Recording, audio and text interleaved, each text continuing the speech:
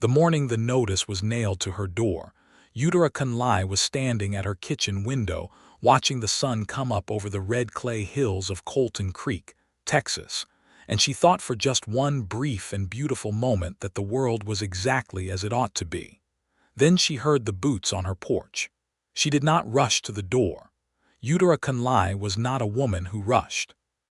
At 26 years old, she had lived through her father's death, a drought that turned her cornfield to powder, and 3 consecutive winters that froze the water pump solid from November through February. She had learned that whatever came to her door in the morning hours rarely brought good news, and that the best thing a person could do was square their shoulders before they opened it. She squared her shoulders. She opened the door. The man on her porch was not someone she recognized, which was unusual in a town of 412 souls where everybody knew everybody else's business before they even had time to call it their own. He was dressed neatly, too neatly for Colton Creek, a dark broadcloth suit with a silver watch chain that caught the morning light, and he held a leather satchel against his ribs with the kind of careful tenderness that told her the contents were more important than anything else he owned. "Miss Conley," he said. He did not phrase it as a question. "That's right," she said. He reached into the satchel and produced a folded document, crisp and official-looking, sealed with a stamp she did not recognize, but which bore the emblem of a land office she knew was headquartered in San Antonio. He held it out to her between 2 fingers as though he were doing her a favor, as though he were presenting her with something she ought to thank him for. She took it. She unfolded it. She read it twice because the first time through she told herself she had misread it, and the second time through she understood that she had not.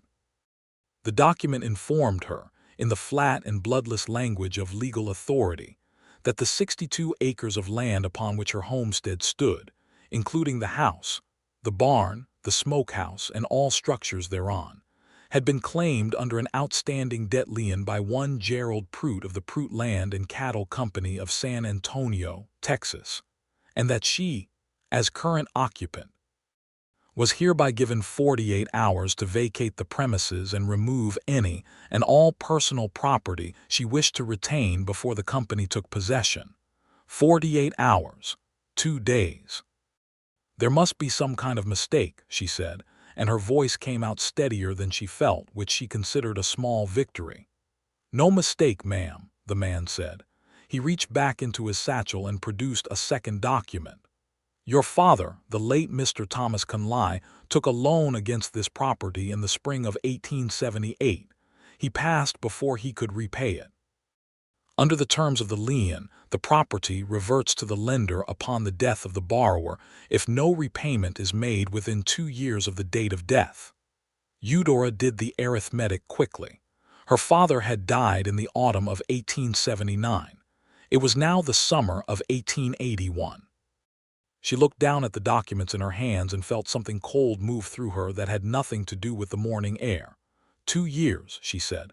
"That's exactly 2 years and 9 months since he passed." "Yes, ma'am. The lien was technically executable 9 months ago, but Mr. Prout is a patient man." She looked up at him then, and something in her expression made him take half a step back.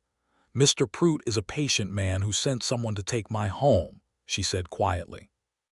"That is one way to describe him." The man cleared his throat. He straightened the lapel of his suit.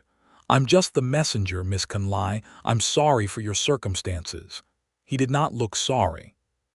He looked like a man who had done this before and expected to do it again, who had built a small and efficient wall between himself and the human cost of the documents he delivered. She could not blame him entirely for that. She could not afford to spend energy on blaming him.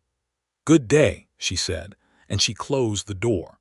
She stood in her front room for a long moment, the documents in her hand, and she looked around at everything her father had built. The house was not grand by any measure, 2 rooms downstairs, 1 up, with a covered porch running along the front and a kitchen lean-to off the back. But her father had built every inch of it with his own hands, had chinked the logs himself, had laid the stone fireplace himself, had planted the 2 live oak trees on either side of the gate himself, and now those trees were old enough that they threw real shade in the afternoon, and Eudora had spent 100 summer evenings sitting beneath them reading by the last of the light. She walked to the fireplace. She sat down in her father's chair.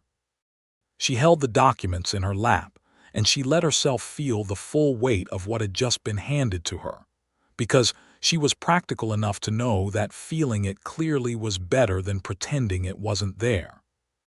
Then she stood up, smoothed her skirts, and began to think. The first thing she did was walk the 3/4 of a mile into town to find the man who served as Colton Creek's nearest approximation of a lawyer, a Mr. Amos Fielding, who was primarily a schoolteacher but who had studied enough law in his younger years to help people with simple documents and disputes. She found him already at his desk in the back of the schoolhouse, which doubled as his office during the summer months when school was not in session. She laid the documents on his desk without speaking. He read them.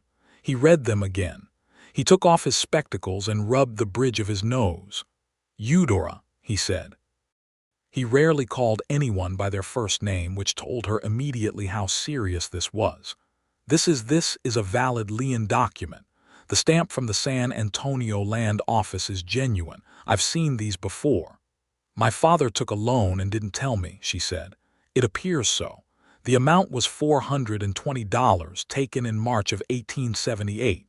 Do you know what it was for? She thought about March of 1878.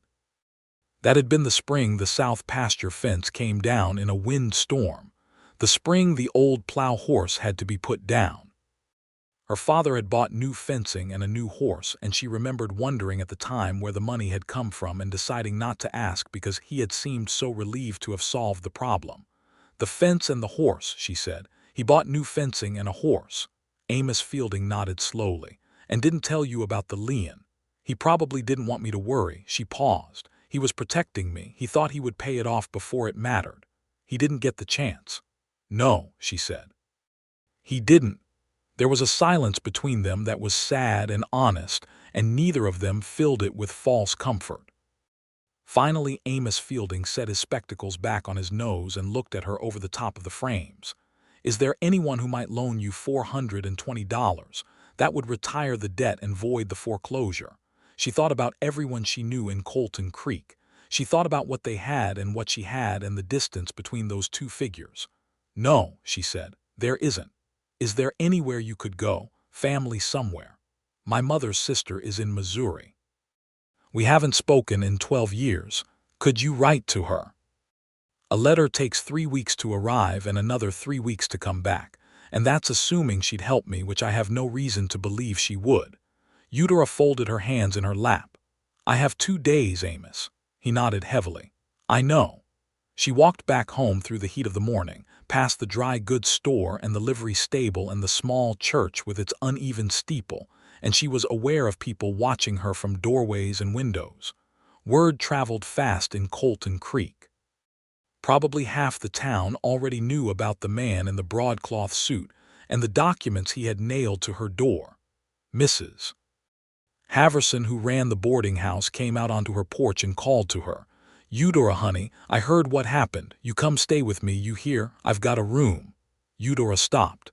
She looked at the older woman's kind and worried face and felt something tighten in her chest. Thank you, Clara, she said. I may take you up on that. She went home and she cleaned the house.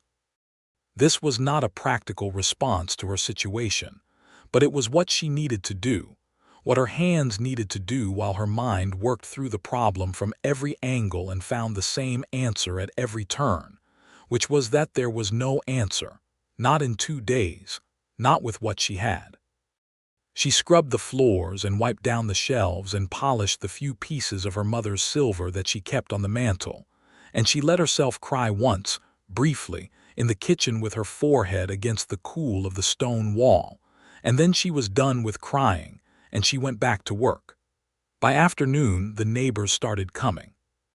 Old Pete Dawson from the next farm over, who brought her a jar of his wife's peach preserves and stood in her kitchen looking like he wanted to say something useful and couldn't find it.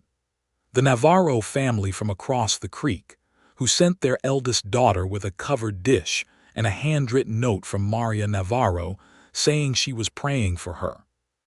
The blacksmith, Hector Gates, who came personally to tell her that if anyone needed a load of lumber hauled anywhere in the county he could arrange for his wagon, free of charge, so she wouldn't have to worry about her furniture. She thanked all of them. She appreciated all of them. None of them could give her what she actually needed. It was Hector who told her about Jeremiah. He mentioned it the way you mention a passing thought, standing in her doorway with his hat in his hands, looking at his boots. "You know, I was thinking about the Hartwell boy," he said. "Jeremiah, don't know if you remember him." Eudora did remember him. She remembered him very clearly, actually, though it had been 3 years since she had last seen him, and she was careful not to let that show on her face. Jeremiah Hartwell had grown up just outside of Colton Creek, on a small ranch his parents had worked until his father's back gave out and they could no longer manage it. He had been a fixture of her childhood, in the vague and pleasant way that people who orbit the edge of your life can be. She had known his face at church, had known his name, had seen him at town socials and harvest days. She had not known him well until the summer of 1878, which was the same spring her father had taken out the loan she hadn't known about. That summer Jeremiah had come to help her father with the new fencing. He had worked alongside Thomas Conley for 3 weeks, from sunup to sundown, stringing wire and setting posts in the baked earth, and Eudora had brought water and lunch out to them every day, and had slowly, over the course of those 3 weeks, discovered that Jeremiah Hartwell was far more interesting up close than he had seemed from a distance. He was 24 then, lean and sun-browned, with dark eyes that paid close attention to things, and a way of listening to people when they spoke as though what they were saying actually mattered to him. He was not much for small talk, but when he had something to say, he said it plainly and well, without decoration, and she had found that she looked forward to the midday break in a way she hadn't looked forward to much of anything in a while. They had talked about books, which surprised her. He had read considerably more than she expected a ranch hand to have read, and he had opinions about what he'd read, and he wasn't embarrassed about having those opinions. They had talked about the land, about the particular character of the Texas Hill Country, about what it meant to live somewhere that tried constantly to kill you and was beautiful despite itself. They had talked, one evening near the end of his time there, about what they each wanted from their lives, and she remembered being struck by the directness of his answer. "I want land of my own," he had said. "Not borrowed land, not rented land, my own, something I built." "That takes money," she had said. "That's why I'm saving it." He'd been quiet for a moment, and then he'd looked at her with those dark, attentive eyes, and he'd said, "What do you want, Eudora?" No one had asked her that in a long time. She had thought about it genuinely, turning it over, and she'd said, "I want to stay right here. I want this land to keep going. I want it to be something that lasts." He had nodded, as though her answer made complete sense to him. And then the fencing had been finished, and he had gone, and she had thought about him occasionally in the months that followed with a kind of wistful wondering, and then her father had died in the autumn of 1879, and she had spent a long year learning how to run the place alone, and somewhere in that year Jeremiah Hartwell had left Colton Creek entirely. She had heard he'd gone north, working cattle drives up through Kansas. She had heard he'd done well. She had not heard much else. "He's been gone a while," she said carefully to Hector. 3 years near enough," Hector agreed. "But his cousin's boy came through last week from Abilene and said Jeremiah's been working as a trail boss for the Morrison outfit, making real good wages from what I understand." Hector paused. "I mention it because he thought well of your father, and because he's the kind of man who would want to know." Eudora looked at Hector for a long moment. "He's in Abilene." Last the cousin knew, that was a week ago. Abilene was 350 miles north as the crow flew. It might as well have been the moon for all the good it did her in 48 hours. "Thank you, Hector," she said. He nodded and put his hat back on and went home, and Eudora stood in her doorway watching the afternoon light stretch long across her pasture and thought about Jeremiah Hartwell for the first time in a long time, And then she went inside and started to figure out what she could pack in 2 days and what she would have to leave behind. She barely slept that night.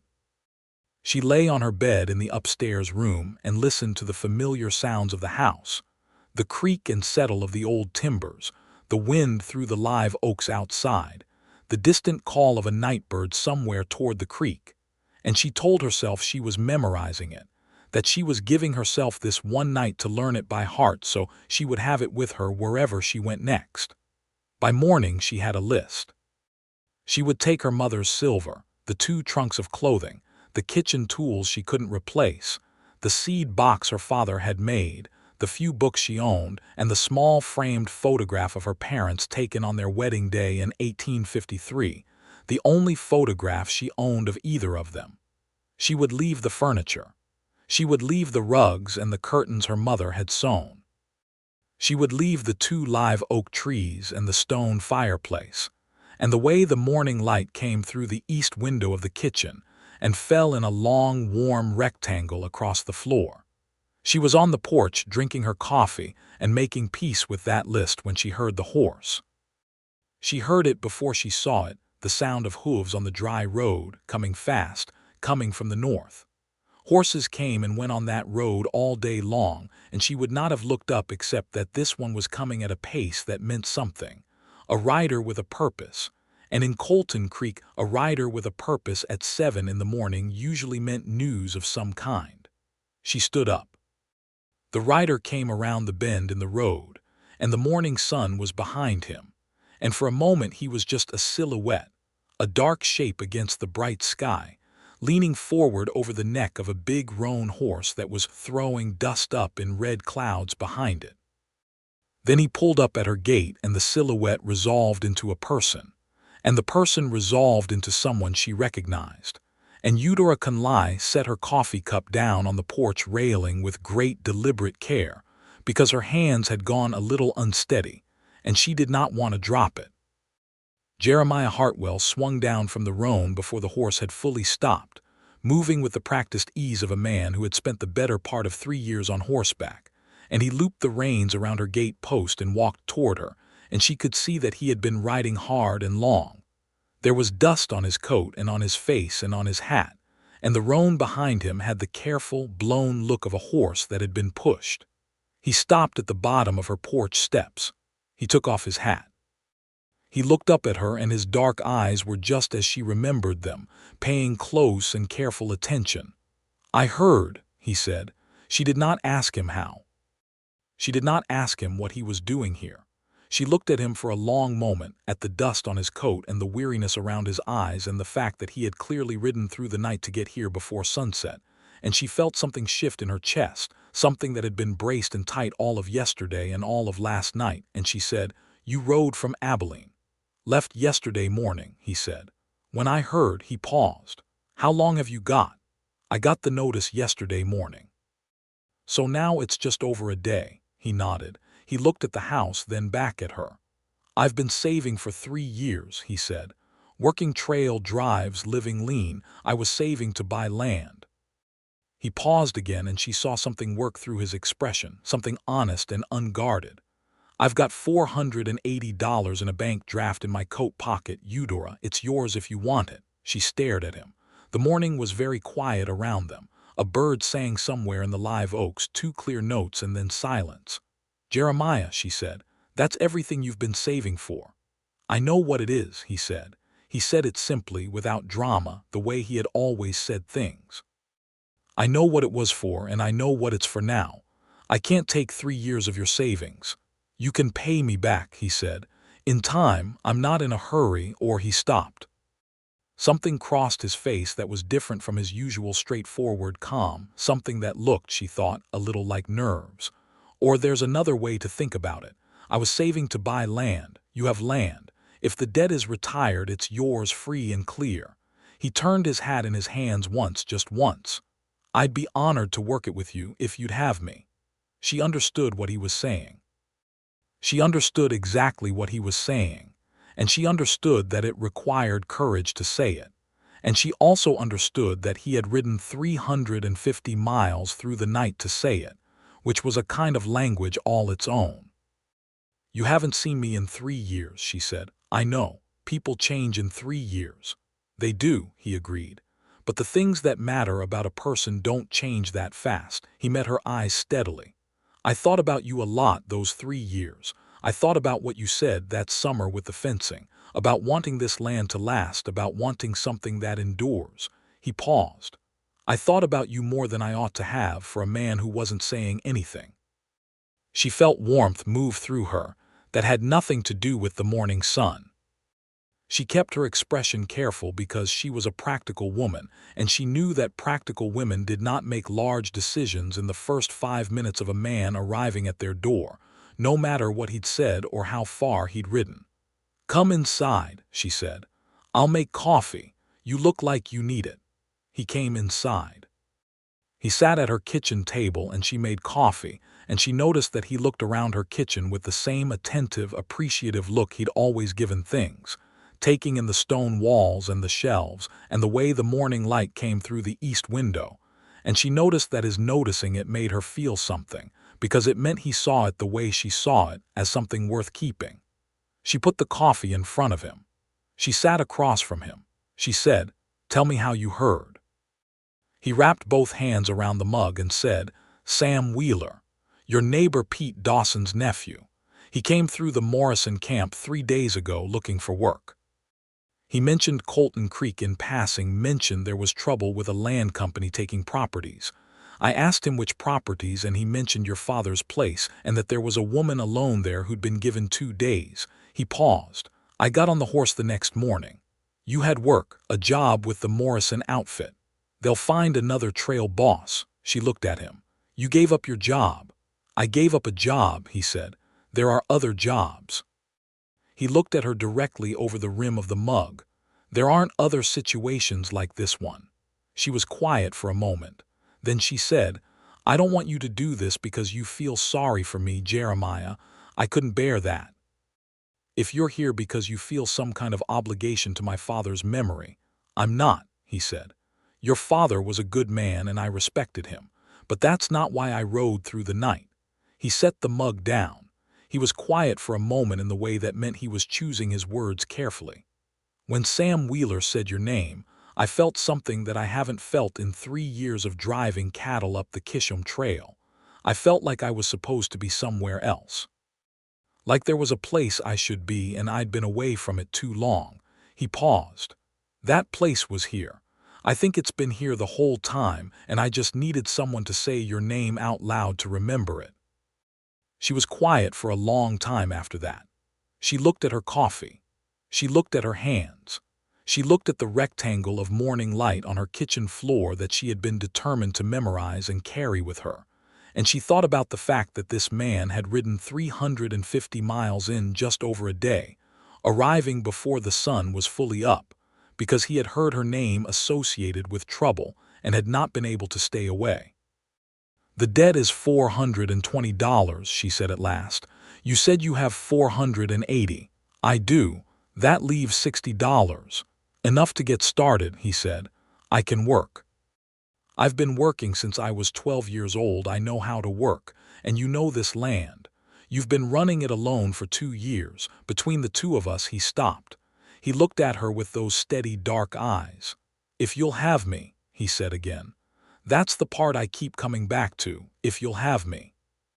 She looked at him across her kitchen table in the morning light, and she thought about the summer with the fencing, about the midday breaks and the conversations about books and land, and what they each wanted from their lives. She thought about the 3 years she had been alone on this place, doing everything herself, going to bed tired every night and getting up to do it again, and the strange, lonely pride she had taken in it, and the way that pride had a hollow sound to it sometimes in the evenings when the house was very quiet. She thought about the fact that he had ridden through the night. "We would need to go to Amos Fielding's this morning," she said, "to handle the documents properly. The debt has to be paid through the land office in San Antonio, but there's a regional agent in Sweetwater, and Amos can send word by telegraph." "Then let's go to Amos Fielding's this morning," Jeremiah said. and we would need to talk about the other thing, what you suggested, properly. I understand that. He was careful and steady. I'm not asking you to decide anything today except whether you want to keep your home. Everything else can wait until you're ready. She looked at him for one more long moment, then she nodded. Finish your coffee, she said. We'll go when you're ready. He finished his coffee. She put on her good hat and her walking shoes, and they went to Amos Fielding together. It took the better part of the morning to arrange everything properly. Amos Fielding, who had seen Jeremiah ride into town and had already heard, in the efficient way of small towns, what it was likely about, had the telegraph message drafted and ready to send to the regional land office agent in Sweetwater before they even sat down. The message went out by 10 o'clock. By noon, the agent in Sweetwater had confirmed receipt and confirmed that he could process the debt retirement by the following morning, well within the notice period. Jeremiah signed the bank draft over to the debt with Amos Fielding as witness. Amos shook his hand and then looked at Eudora over the top of his spectacles with an expression that said several things at once, chief among them something that looked very much like relief. They walked out of the schoolhouse into the midday heat, and the main street of Colton Creek was going about its ordinary business around them, and Eudora felt something she hadn't felt in 36 hours, which was that there was ground under her feet. Solid, actual ground.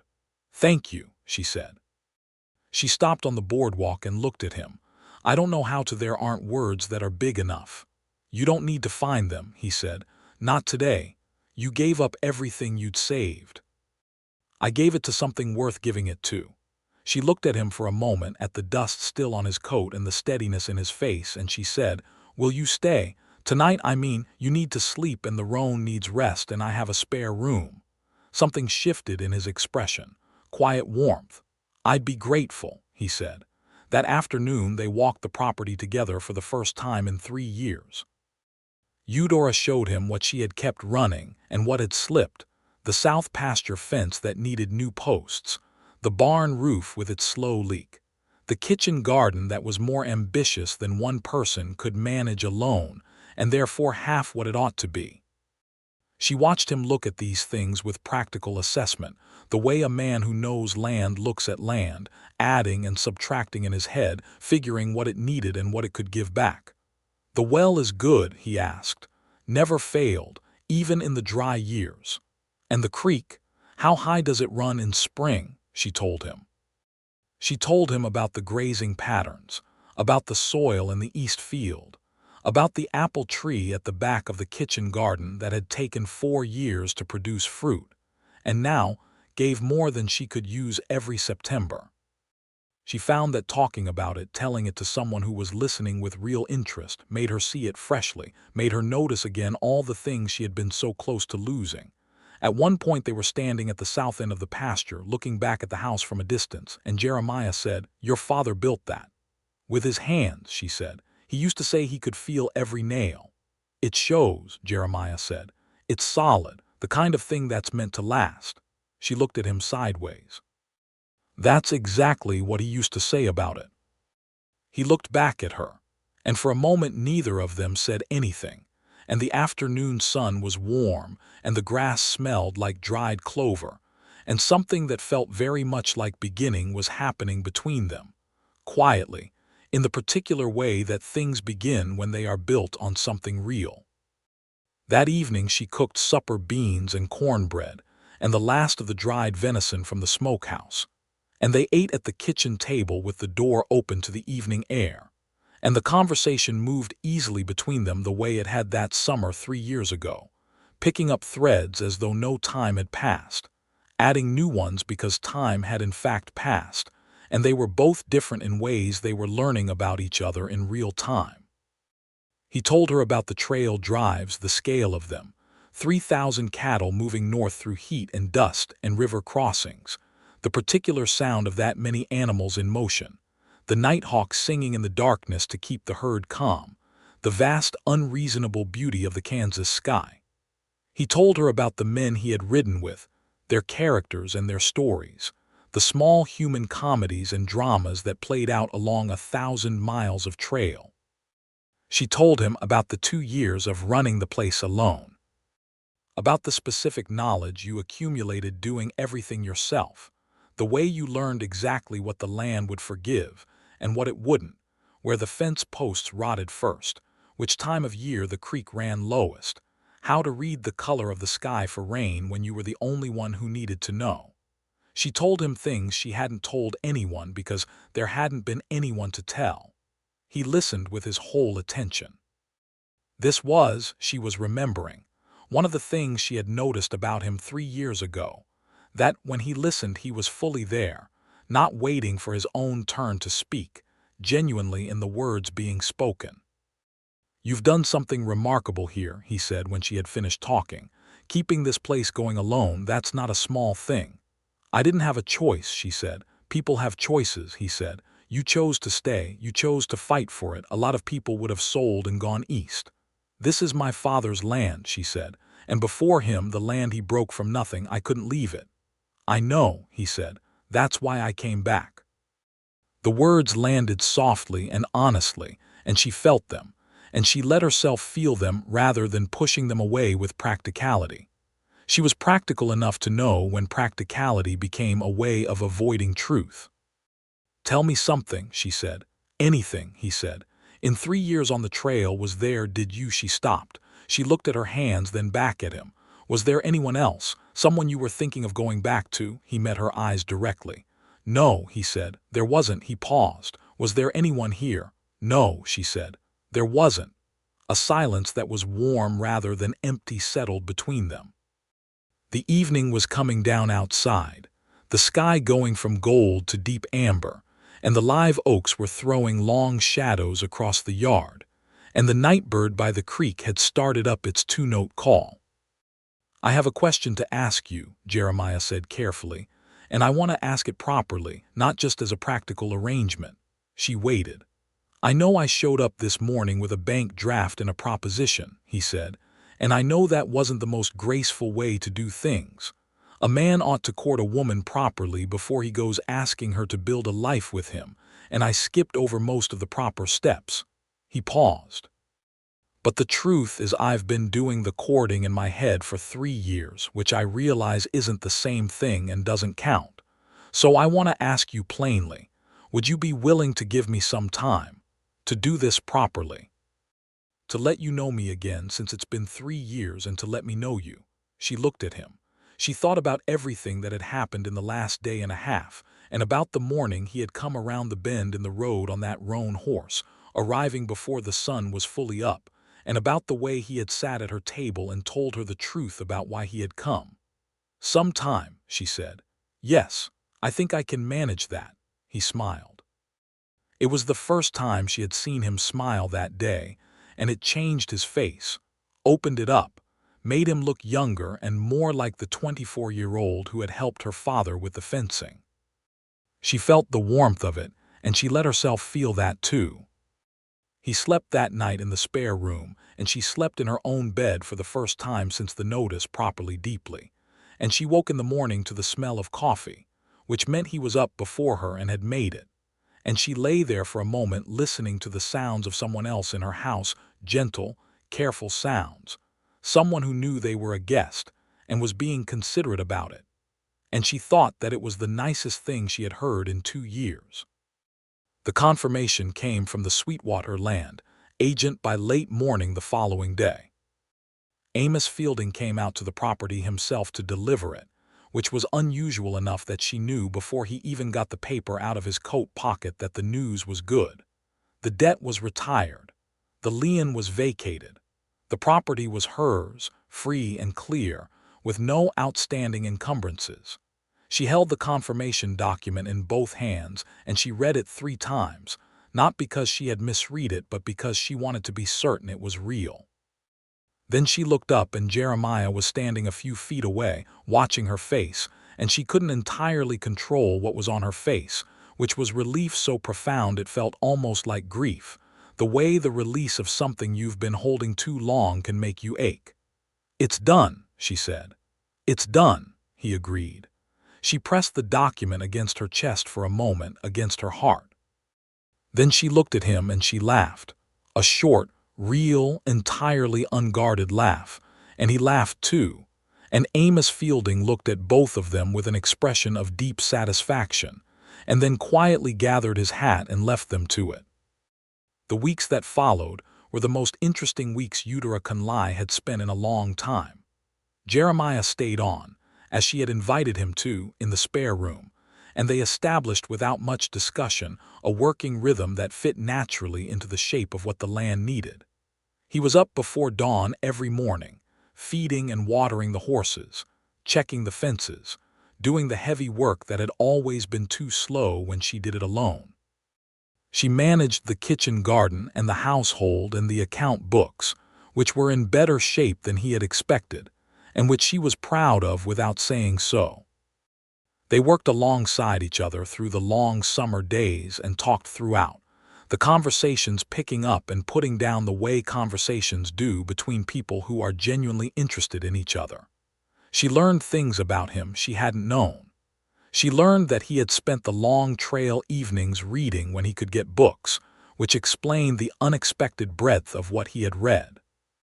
She learned that he had a dry and subtle sense of humor that could catch her entirely off guard, that he could be stubborn about small things and yielding about large ones, that he genuinely loved horses with the uncomplicated love of a man who had always trusted them more than people. He learned things about her. He learned that she had opinions about nearly everything and was not shy about expressing them, which he found entirely pleasing rather than daunting.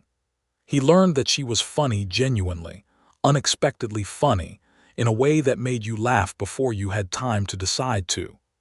He learned that she was fiercely capable and quietly afraid of nothing except maybe losing this piece of ground.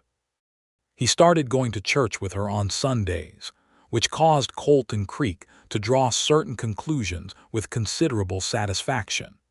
Mrs. Haverson told anyone who would listen that she had known from the beginning that things would turn out this way.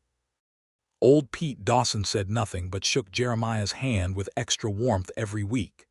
Even the minister, a thoughtful man named Reverend Briscoe who had officiated at her father's funeral, found reasons to speak to both of them together after service. They went to the town social in August, which was held in the open space behind the church, and involved a fiddle player and a caller and enough food to make anyone forget their troubles for an evening. Jeremiah danced with her. He was not a polished dancer, but he was willing, which was better, and she discovered that she was better than she had thought, that 3 years of working alone had given her muscles that knew exactly what they were doing. They danced twice, which was the understood social signal that things were serious, and nobody in Colton Creek pretended not to notice, and Eudora Conley found that she didn't particularly care, because things were serious, or were becoming serious, at a pace that felt right to her. That was the thing about Jeremiah. He never pushed faster than she was ready to go. He was patient in the way that men are patient when they are confident about what they want and content to let it come into being in its own time. That evening, walking home from the social in the soft August dark with fireflies lighting the grass on either side of the road, he took her hand. Just took it easily, as though it were the most natural thing. And maybe it was, because it felt entirely natural to her, his hand warm and steady around hers, the two of them walking through the summer dark together.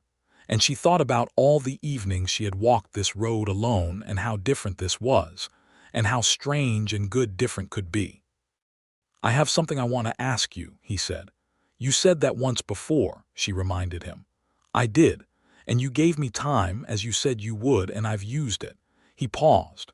They had stopped walking without quite deciding to, standing in the middle of the road with the fireflies and the dark and the distant sound of the fiddle still carrying from the direction of the church.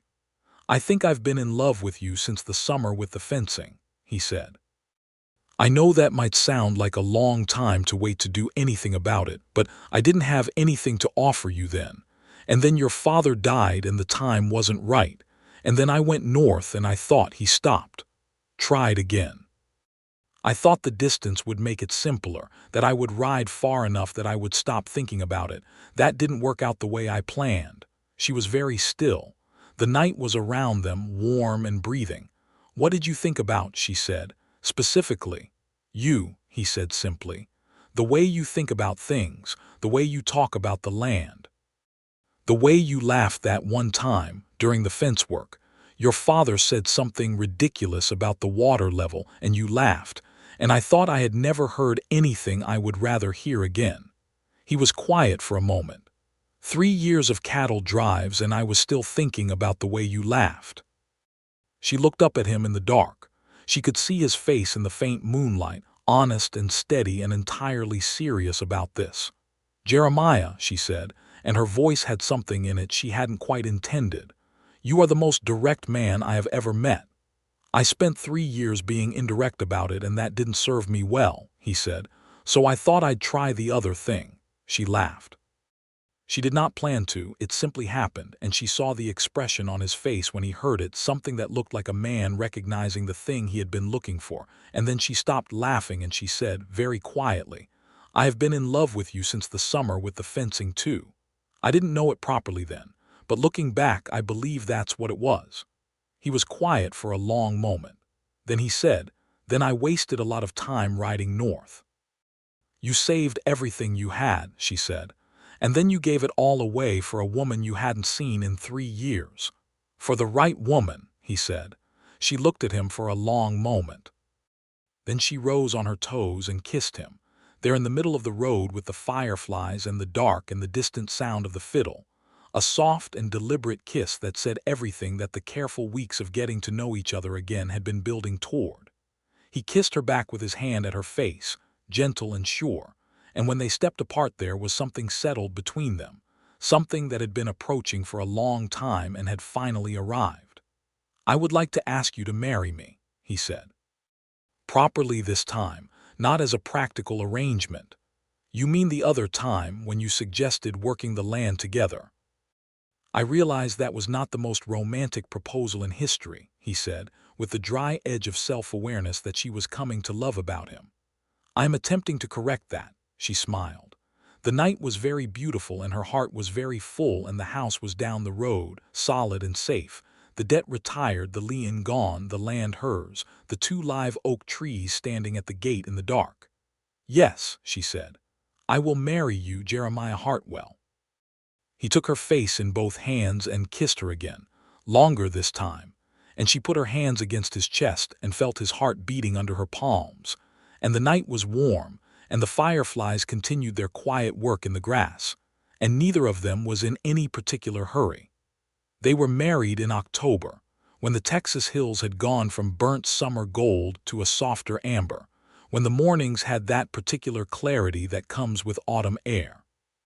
Reverend Briscoe performed the ceremony in the church, which was filled to every pew because Colton Creek had been invested in this outcome since August and was not going to miss the conclusion. Mrs. Haverson cried in the front row. Hector Gates, who had mentioned Jeremiah's name on her porch that first morning, sat in the middle with a look of considerable satisfaction. Old Pete Dawson brought his wife, who had not left the farm in 2 years on account of her hip, and the fact that she came was understood by everyone as a statement of how much this mattered. Eudora wore her mother's dress, taken in and let out and altered to fit her, ivory lawn with small tucks at the bodice, and she carried a bouquet of late-blooming wildflowers that the Navarro girls had gathered from the creek bank at dawn. She walked down the aisle alone because her father was gone and she had no one to give her away, and she did not walk slowly. She walked with the same deliberate, unhurried pace she walked everything, as though she had considered where she was going and had decided on it, which she had. Jeremiah stood at the front of the church in a new broadcloth coat, dark blue, nothing like the neatly menacing suit of the man who had served her the notice. This was warm and good and his. And he watched her come down the aisle with an expression that she would spend the rest of her life being glad she had seen, because it was entirely unguarded, entirely open. Something in him that was usually kept carefully in place having given way completely in the face of her walking toward him. They said their vows in the direct and plain way that suited them both, without a great deal of ornament, meaning every word. Reverend Briscoe pronounced them husband and wife with what might have been a slight tremor in his voice. Or possibly, it was just the acoustics of the old church. After the ceremony, the whole town celebrated with them in the way of small communities where everyone's joy is shared property. There was food enough for 3 times the people present. There was music and dancing in the churchyard. There was the particular warmth of a community that had seen one of its own threatened, and then set right, and was taking the occasion of the wedding to process all of that collectively. Eudora danced until her feet hurt and then danced some more. She watched Jeremiah talk to people, watched him be easy and genuine with everyone, watched him be the kind of person who fit naturally into the fabric of a place, and she thought about how 3 years ago she had known only the edges of him, and now she was beginning to know the center, and the center was exactly what she had hoped it would be. That night, their first night in the house as husband and wife, the October air had a new bite to it, and the house was warm from the stone fireplace her father had built, and Jeremiah sat on the edge of the bed looking at her with those steady, dark, attentive eyes, and she thought that this was one of those moments that a person spends their life moving toward without knowing it, the kind of moment that is ordinary and extraordinary at the same time. "Are you happy?" he asked. She considered the question with the seriousness it deserved. She thought about everything, the notice nailed to her door, the 48 hours, the cold fear of it, and then the roan horse coming around the bend in the morning light, and everything that had followed. She thought about her father, who had taken a loan to fix a fence and a horse, and had been protecting her when he did it and had died before he could make it right. She thought about Amos Fielding and Hector Gates and Mrs. Haverson, and the whole of Colton Creek, which had rallied around her in the particular way of a place that understands its people belong to each other. She thought about Jeremiah, who had ridden 350 miles through the night on a roan horse because someone had said her name in connection with trouble. "Yes," she said, "I am very happy." He smiled, and she kissed him, and the fire burned warm in the old stone fireplace her father had built with his hands, and outside the October wind moved through the 2 live oak trees at the gate. The year that followed was the fullest year of Eudora's life. They worked the land together through the late autumn and the winter and into the spring, and the difference between working alone and working alongside someone who was genuinely capable and genuinely committed to the same purpose was the difference between hauling a load and carrying one. Not that things were easy. Nothing about farming 62 acres in the Texas Hill Country was easy, and the winter of 1882 brought a cold snap that froze the south pasture water trough and killed 2 of the young apple trees at the back of the kitchen garden, and the spring brought flooding in the creek bottom that took out the section of fence they had spent November repairing. But they worked through these things together, and working through hard things together has a particular effect on a marriage, a deepening effect, a quality of trust that is built through the specific experience of being in difficulty with someone, and finding that they are exactly who you thought they were.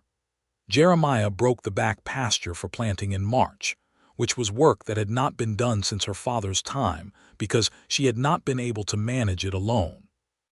He borrowed Hector's best draft horse and spent 3 weeks at it, and the result was 12 new acres that could grow feed corn, which changed the economics of the whole operation. He was sensible about improvements. He never pushed for more than the land could reasonably bear, never borrowed against the future in a way that made her nervous, and she appreciated both the sensibility and the consultation, the way he always talked through decisions with her as a full partner. She expanded the kitchen garden to twice its previous size, now that there were 2 of them to manage it, and she preserved enough through the summer to last them into March of the following year with careful rationing. She kept the account books and managed the household money with a precision that impressed Jeremiah's admiration. He had made good wages on the trail drives, and the bank draft had represented real sacrifice, but he had told her once that watching her manage what they had made him understand that the sacrifice had been better placed than he'd even realized at the time. They had a dog by springtime, a red heeler that followed Jeremiah everywhere and slept at the foot of their bed, which had not been the plan but which was an established fact by March, and there was no undoing it. Eudora named him 48, after the 48 hours, which made Jeremiah laugh every time he called the dog, which was frequent. In May of 1882, Eudora realized with a combination of wonder and very practical calculation that she was going to have a baby. She worked this out on her own first, the way she worked most things out, and then she told Jeremiah one evening after supper, sitting in the two chairs they had moved to the porch for the warm months, watching the last of the light go off the hills. She said it plainly, because she was a plain-speaking woman. "I believe we're going to have a baby." He turned to look at her, and she watched the information arrive in his face, watched it move through him in a wave, and then watched something settle in his expression that was not surprise but rather recognition, as though he had known this was coming and was simply glad to have arrived at it. "When?" he said. "November, I think. Maybe December." He reached across the small space between the chairs and took her hand and held it and said nothing for a moment because nothing needed to be said. "Are you well?" he asked. "You feel well?" "I feel fine," she said. "Tired in the mornings, but that passes." "You'll tell me," he said, "if you need anything to be different in how we're managing things." "You will notice before I have to tell you," she said. "You're very observant." "I am where you're concerned," he said. She squeezed his hand. The hills were going purple in the dusk, and the live oaks at the gate were moving in an evening breeze, and somewhere in the kitchen garden the first fireflies of the season were beginning to appear, small lights among the bean rows. "My father would have been so pleased," she said. "He would have been," Jeremiah agreed. "He would have said he planned it all along. The loan, the lien, the whole thing. He would have taken credit for it." She laughed because it was exactly true, exactly what her father would have said, and the fact that Jeremiah knew enough about Thomas Conley to know exactly how he would have narrated his own role in his daughter's happiness made her feel the loss of her father and the continuity of him at the same time, which was the most complex feeling she knew. The pregnancy was, as she had told him, uncomplicated in the physical sense, though the autumn brought its own demands regardless. They brought in the corn and preserved the kitchen garden's last bounty and laid in enough wood for a hard winter, and Eudora worked alongside Jeremiah through most of it, because she was practical and healthy and saw no reason to be treated as fragile when she was not, and Jeremiah, who respected her judgment about her own capabilities, helped where she needed it and stayed out of her way where she didn't. The baby came in late November, 2 days before Thanksgiving, during a cold snap that put ice on the water trough and turned the morning air to crystal. Mrs. Haverson came to attend the birth, as she had attended most of the births in Colton Creek for 30 years, and Jeremiah was banished to the kitchen where he sat at the table with 48 beside him and stoked the stove every 20 minutes regardless of whether it needed it. The baby was a boy. 8 pounds and fully outraged about his entrance into the world, which he expressed at considerable volume and which Jeremiah heard from the kitchen, and which produced in him a kind of joy he had not previously had a category for. Mrs. Haverson came to the kitchen door and said, "You have a son, Jeremiah. Both of them are fine." He went in and found Eudora propped up against the pillows with the baby in her arms, and she was tired in a way he had not seen her be tired before, deep and bone level, but her face was luminous with something that was beyond tired and beyond any other feeling he had words for.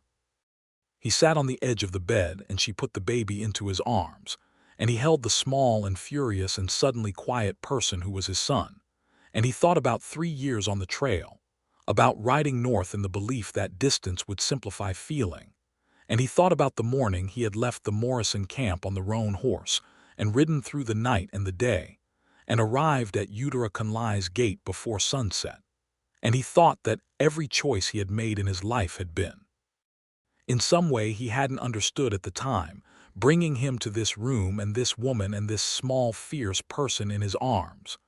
"Thomas," Eudora said, "if that's all right with you." He looked up at her. "Thomas Hartwell," he said. "Thomas Hartwell," she confirmed. He looked back at the baby, at the small face that was already unmistakably doing something with his expression that looked very much like paying close attention. "Hello, Thomas," he said quietly. "We're very glad you're here." The winter passed slowly and warmly, in the way winters can when there is a new baby in the house, and the world outside the windows is cold, and the world inside is full of the particular light and noise that a new person brings. Young Thomas Hartwell was a serious and observant baby, much like his father, and when he was not sleeping or demanding to be fed, he spent a great deal of time looking at things with an expression of concentrated interest that made Eudora laugh every time she saw it. Jeremiah was astonished by his own feelings about fatherhood. He had not known what to expect.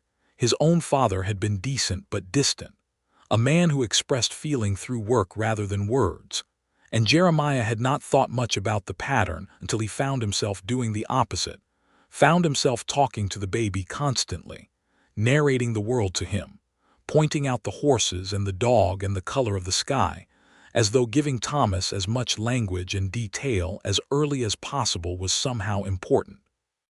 Eudora watched this and felt a love for him so profound it was occasionally inconvenient. She was not a woman given to easy sentiment. She was practical and clear-eyed, and she had learned to hold her emotions with some discipline, because a woman running a farm alone in the Texas Hill Country could not afford to be undone by her feelings every time they occurred to her.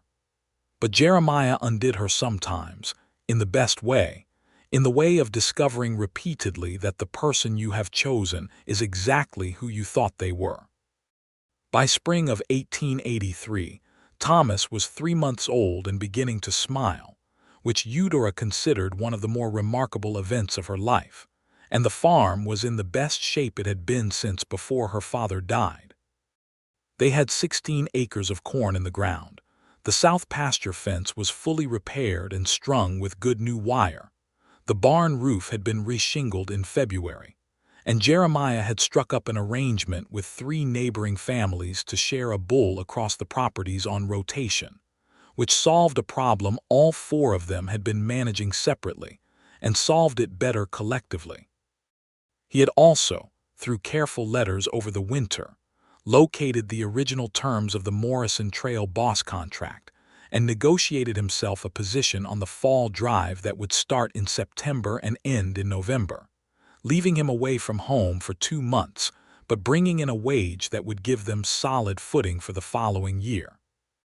He had discussed this with Eudora before he agreed to it, walking through the numbers and the practical arrangement for the farm in his absence, and she had told him he should take it, because the money made sense, and because she had run the farm alone for 2 years and 2 months with Thomas was entirely manageable.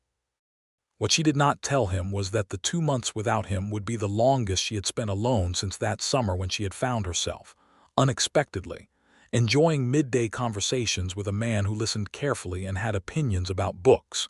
She managed the farm.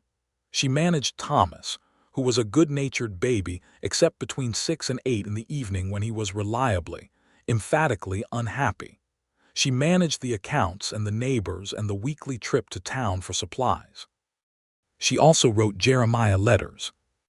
Long letters in her clear, precise handwriting that she sent ahead to the way stations where she knew the drive would pass, and which he received at intervals throughout the autumn. He wrote back at every opportunity, shorter letters because he wrote more slowly and there was less time, but in them was the same quality of attention she had come to rely on, the same direct and feeling intelligence.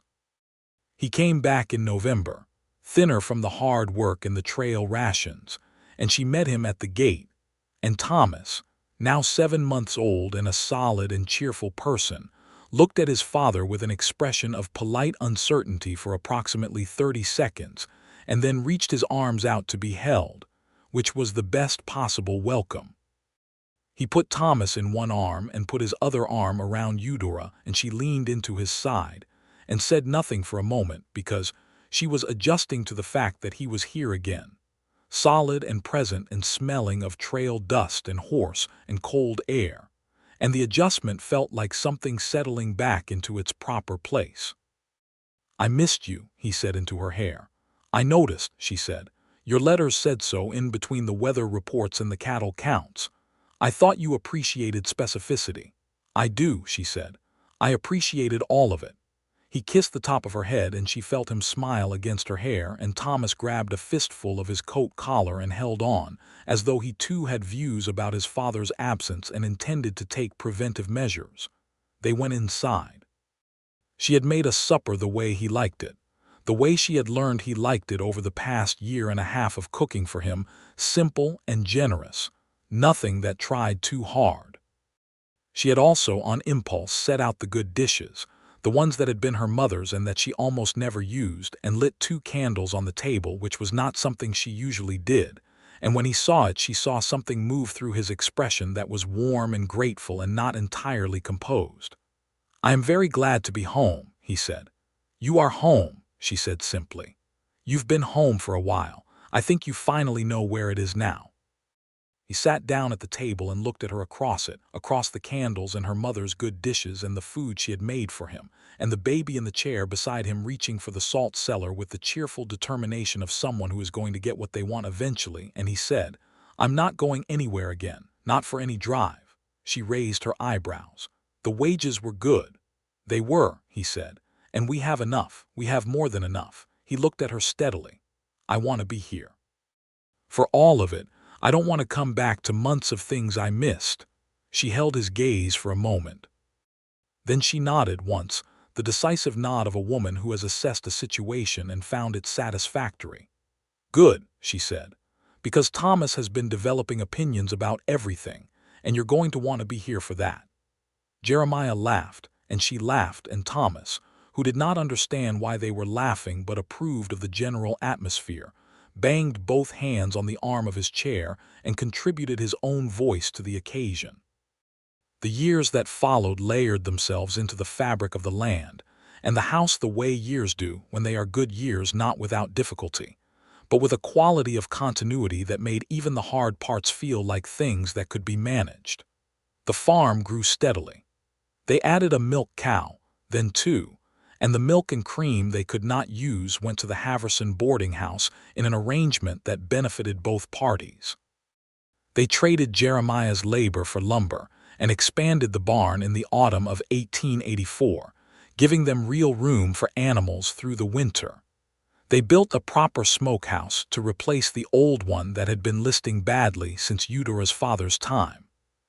Gerald Prout, the man from the Prout Land and Cattle Company who had sent the man in the broadcloth suit with the notice, sent another letter to Colton Creek in the spring of 1884. This one was not about the Hartwell property. The debt was fully retired, and there was nothing to come back to there. But it became known in town that Prout was attempting the same maneuver on 2 other properties in the county, using old lien documents to dispossess families who had no means to pay. Jeremiah rode to the county seat with Amos Fielding and 3 other men from the county, and they made a formal complaint before the district judge, citing the specifics of Prout's pattern of acquisition as predatory and potentially fraudulent. Given that the lien terms were buried in debt documents most borrowers had never read carefully. The judge was a thoughtful man named Harding who had seen this kind of land company practice before and took the complaint seriously. He did not rule against Prout immediately. The law was complicated and Prout's lawyers were not without skill, but he issued an injunction that froze all further action on the contested liens while the matter was investigated. It was not a perfect resolution. The law in 1884 Texas offered limited protection to people who found themselves on the wrong side of a lien document, and Prout was well financed enough to pursue his interests through legal channels for as long as it took. But the injunction bought time, and 2 of the 3 families whose properties were threatened used that time to make arrangements, one to pay off the debt, one to negotiate a formal settlement with the company at terms far more favorable than what had been offered in the initial notice. The 3rd family's situation remained complicated and unresolved. Eudora wrote a letter on behalf of that 3rd family, the Marsters, who had a homestead 12 miles east of Colton Creek and 4 children, and a debt of $600 against a property worth 10 times that, to a woman lawyer in San Antonio named Maria Castillo, who was one of the very few women in Texas at that time to have been admitted to practice before the state courts. The letter laid out the Marsters' situation clearly and asked what could be done. Maria Castillo wrote back 2 weeks later with specific and practical advice about challenging the validity of the lien notice under Texas property law, advice that Amos Fielding was able to use to file a successful challenge on the Marsters' behalf. The Marsters kept their home. Jeremiah watched all of this and said afterward, "You are remarkable, you know. I helped one family," she said. "You wrote the letter no one else thought to write," he said. "You found the right person to write to." "That's not nothing." She looked at him. "When that man came to my door with the notice, I was so frightened I could barely stand up," she said. "I just squared my shoulders and pretended not to be. I don't think I realized until much later how frightened I was. And I think about the Marsters, out there with 4 children and a notice on their door and no one riding in on a roan horse for them." "You were the one who rode in for them," he said. She considered that for a moment. "We were," she said. He smiled.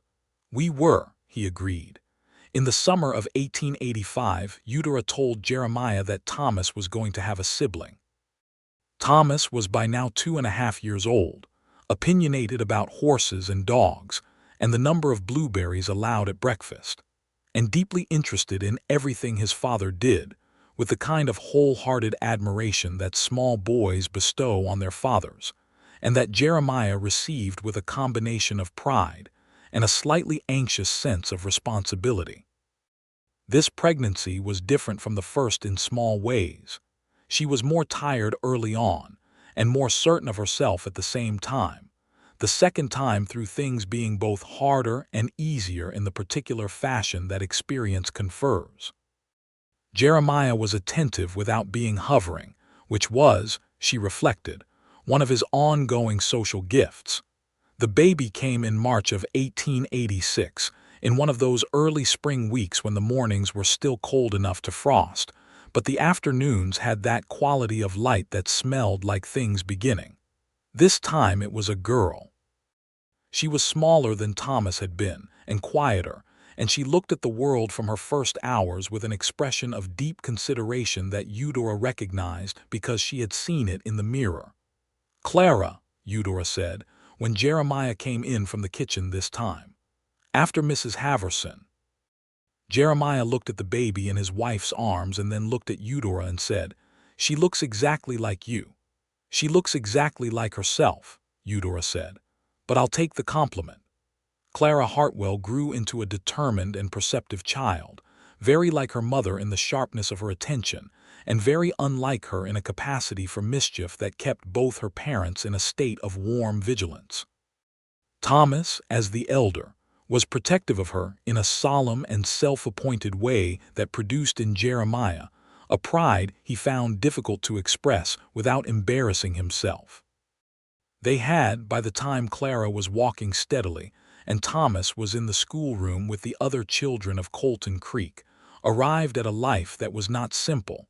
Nothing about farming 62 acres in Texas was simple, but was full in the ways that mattered. The land gave back what they gave to it. The neighbors were people they trusted and liked and were helped by. The 2 live oak trees at the gate had grown large enough that their canopies nearly met, making a kind of arch, and Eudora cut flowers from the kitchen garden in summer and put them on her mother's table, and in autumn she made preserves from the apple tree that her father had planted, and in winter the stone fireplace built with her father's hands kept them warm. Jeremiah found, in the particularity of this ordinary life, something he had been looking for since he was 12 years old, and had understood that a home was something different from a place where people happened to live. He had ridden north looking for wages and found them. He had ridden back south looking for, he had not known what to call it then, riding through the night on the roan horse, only that it had something to do with a name, and a gate, and a piece of ground that deserved to endure. He had found considerably more than he had known to look for. Some evenings in summer, when the work was done and Thomas and Clara were settled, and the heat of the day had eased into a bearable warmth, they sat in the 2 chairs on the porch and watched the stars come out over the Texas hills, the same hills Eudora's father had watched and his father before him, the same stars that hung over the Kishom Trail and over Abilene and over every road Jeremiah had ever ridden.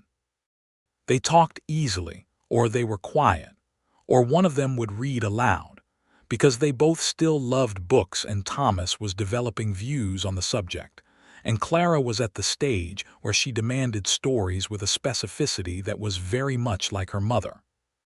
One evening in 1887, when Thomas was 4 and Clara was nearly 2 and the summer had settled into a generous rhythm, Eudora said, "Do you ever regret it, giving up the trail?" He turned to look at her. The porch light was low and warm, and the live oaks at the gate were full and heavy with summer leaves, and 48, who was elderly now and slept more than he walked, was curled between the 2 chairs. "No," he said simply. "Not the freedom of it, not the rain." He was quiet for a moment, considering genuinely rather than dismissing the question. "I think what I liked about the trail," he said finally, "was the feeling of moving toward something, of having somewhere to be going." He paused, "But I was always moving away from something too, and I wasn't honest about that for a long time." "Moving away from what?" "From the fact that I didn't know what home felt like," he said. "I thought I was saving up to build one. I didn't understand that you can't save up for home. It's not something you purchase." He looked at her. "You find it, or it finds you, and then you stay." She held his gaze in the soft light. "You rode back," she said, "before sunset." "I did."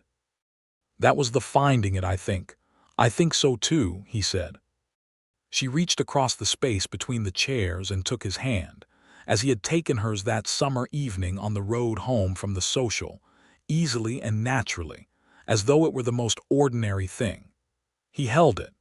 The night was warm and full, and the hills were dark against a sky so thick with stars it looked like someone had been careless with light.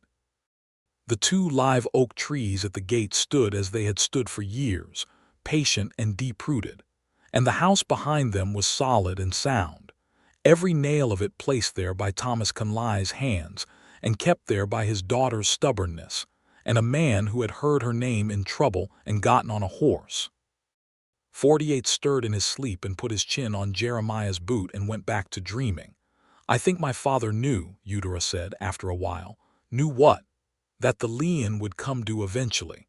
I think he knew or suspected, and he had a plan of some kind, only he didn't get the time to carry it out." She paused.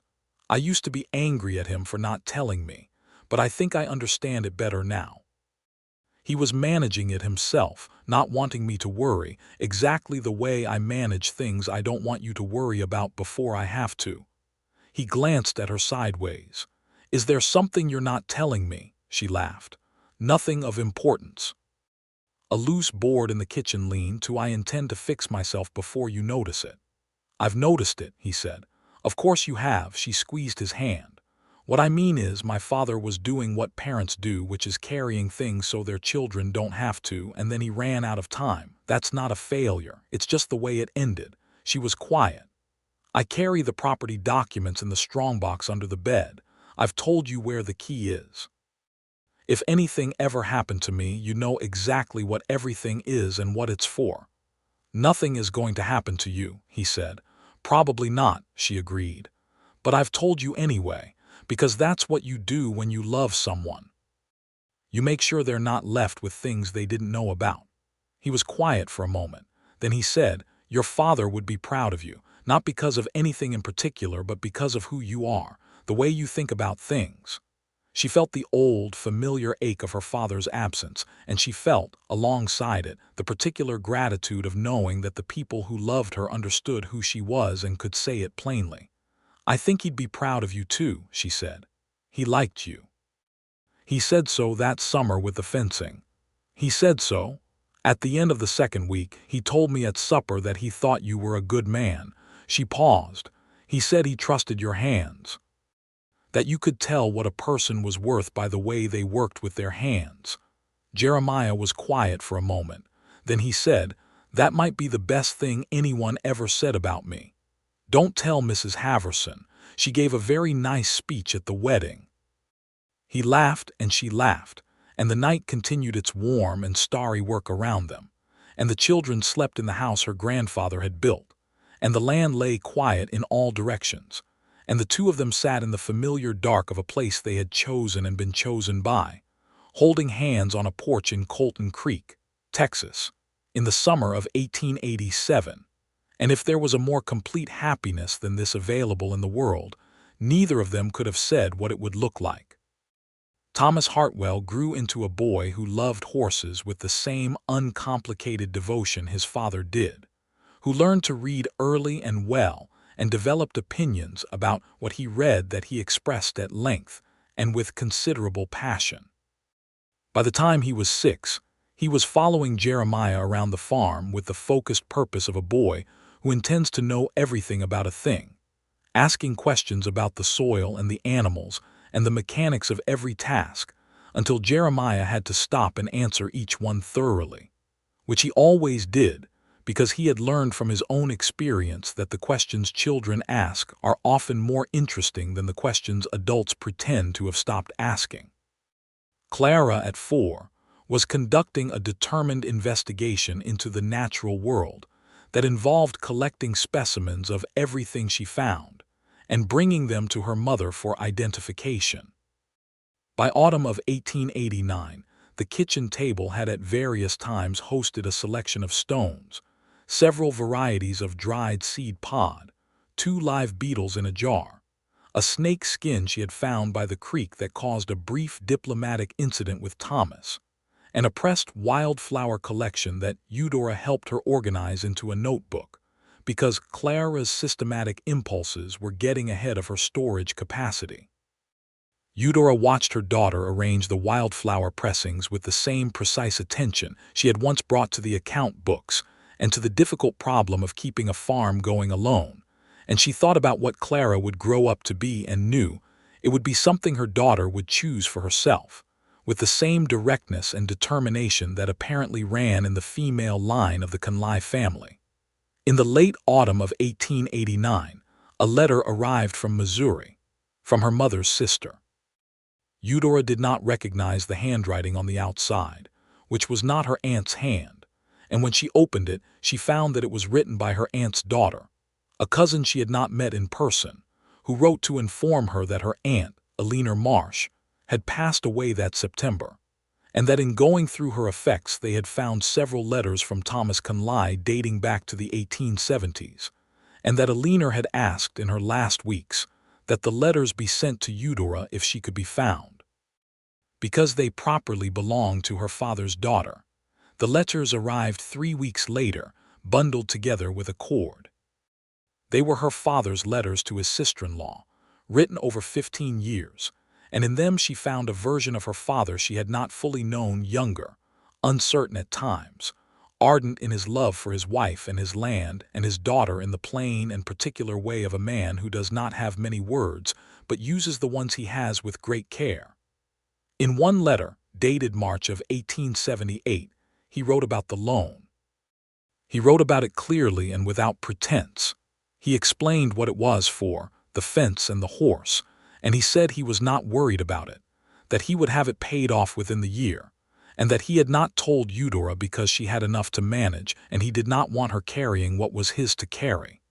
He said he was well and the farm was well, and Eudora was growing into a young woman who knew her own mind, and he said he was proud of her every day. She sat at the kitchen table with these letters for a long time. Jeremiah found her there when he came in from the afternoon work and saw immediately what was in her face, not grief but something more complex, the particular feeling of receiving understanding that arrives too late and is still somehow worth having. He sat down across from her and she handed him the letter from March of 1878 without speaking. He read it. He set it down. He looked at her. "He loved you very much," he said. "I know," she said. "I've always known that." But knowing why he did something, understanding his reasoning in his own words, that's different from knowing it in the abstract. She looked at the letter. He thought he was going to pay it off. He was trying to protect you. Yes, she was quiet. And you know what the strange thing is? He did. He didn't mean to, not the way it happened, but in trying to protect me, he created the whole chain of things that led to you coming back. She looked up at Jeremiah. If there had been no Leon, there would have been no notice. If there had been no notice, Sam Wheeler never would have mentioned my name to you in Abilene. Jeremiah was quiet for a moment. You're not saying you're glad the Leon happened. No, she said. I'm saying that the things we try to prevent and the things that find us anyway sometimes lead somewhere we couldn't have planned. She paused. My father couldn't have known. He was just trying to fix a fence. He trusted his hands, Jeremiah said softly, returning her own words to her. She looked at him across the table in the kitchen of the house her father had built. With the afternoon light coming through the east window in the long, warm rectangle, she had tried to memorize the night she thought she was going to lose it. 2 children were outside in the yard. A red heeler, old and gray-muzzled now, was sleeping by the stove. The stone fireplace in the front room was laid and ready for the evening because the autumn had turned cold. Yes, she said, he did. She put the letters in the strongbox under the bed, with the property documents and the deed and the confirmation of the retired Leon, all the papers that were the official record of what had happened here, of what this ground had cost and what it had given. And she went on with the afternoon, with supper to make and children to bring in from the cold and a husband who was already at the kitchen window washing his hands and talking to Clara, who was explaining to him about the seed pods on the kitchen table, with the focused enthusiasm of someone who has important information and a willing audience. The years moved through that house the way good years do, not quickly but fully, each season distinct and purposeful, each year adding something to the sum of what had been built. Thomas grew into a capable and thoughtful boy who at 12 could manage the horses with a steadiness that made even the most difficult of them gentle. Clara grew into a girl who cataloged and questioned everything, who read every book in the house and then began borrowing from Amos Fielding, who by 1893 was 90% retired from teaching, but could not resist the child who showed up at his door every 2 weeks with a list of questions.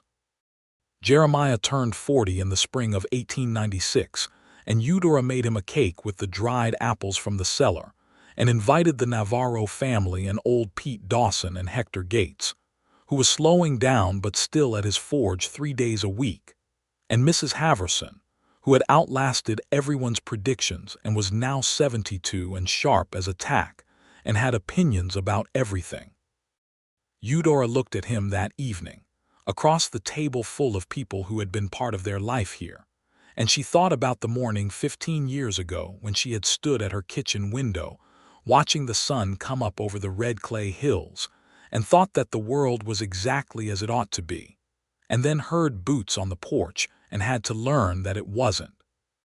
And she thought about everything that had followed from that morning, all the way through to this table, this room, these people, these children, this man who had ridden back before sunset and had been here ever since.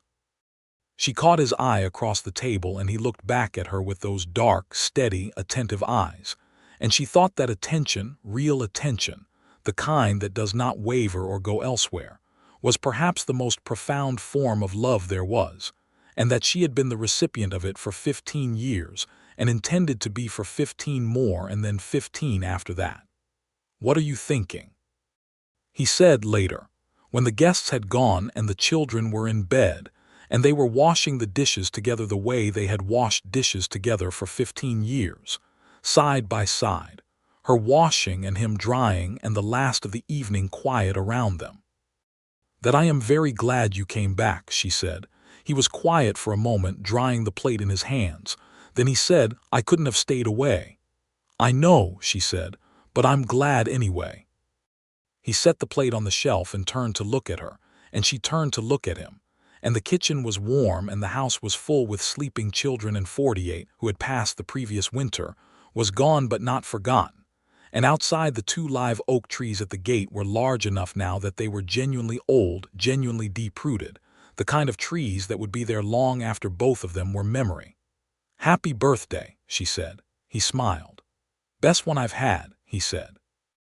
"Except for last year's. And the one before that." She laughed and went back to the dishes, and he went back to drying, and the evening finished itself peacefully around them, and the land outside the windows was quiet and known and entirely theirs, and the morning would come with the same clarity that mornings always came in the Texas hill country, that particular light over the red clay hills that looked, if you were paying attention, like the best kind of beginning. They went to bed as they always did, Eudora first while Jeremiah checked the barn and the animals, then Jeremiah, coming in quiet so as not to wake the children, undressing in the dark, settling beside her in the familiar warmth of the bed they had shared for 15 years. She was not entirely asleep. She never was until she heard him settled. "The south fence will need attention before winter," he said, in the low conversational tone that was their nighttime voice, meant to carry only as far as it needed to. "I know," she said. "There are 2 posts that are going soft. I'll get to it this week. I'll help." "I know you will," he said, and there was warmth in it, quiet appreciation, the tone of a man who has been helped by this particular person for 15 years and is still, every time, glad of it. She reached for his hand under the covers and found it. He held on. Outside, the Texas night went on with its old business, the stars crossing the hill country sky as they had crossed it before either of them was born and would cross it long after. The 2 live oak trees at the gate stood in the dark, patient and permanent. The house around them held its shape, the logs and the stone and the nails that Thomas Conley had placed there with his hands, holding everything in. And Eudora Hartwell, who had been Eudora Conley, who had stood at her window watching the sunrise and thought the world was as it ought to be, and then learned that it was not, and had then learned that the way the world becomes as it ought to be is not through the absence of hardship, but through the people who ride through the night when your name is associated with trouble. Eudora Hartwell fell asleep in her father's house, in the hills of Colton Creek, Texas, with her husband's hand in hers. And she slept as people sleep who are home, which is deeply and without fear, and with every good and difficult and irreplaceable thing held safe around them.